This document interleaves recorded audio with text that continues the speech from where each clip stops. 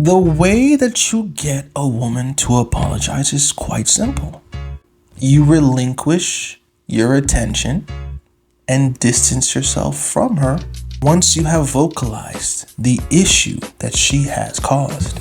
There are two outcomes.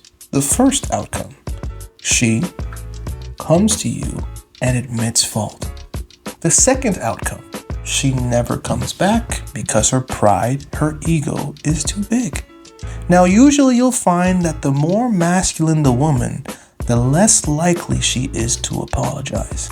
And the more feminine the woman, the more likely she is to apologize. This is also in direct correlation with how much she likes you. The more she likes you, the more likely she is to apologize. The less she likes you, the less likely she is to apologize. So, if she doesn't apologize to you, if she doesn't come back, chances are she didn't like you that much or she was too masculine. And in that case, do you really want her back in your life? Because whether she apologizes or never comes back, either way, the problem has been solved. So it's up to you to decide if you want to go that route or you want to go through one of the 5 ways that women usually apologize. Pick your poison.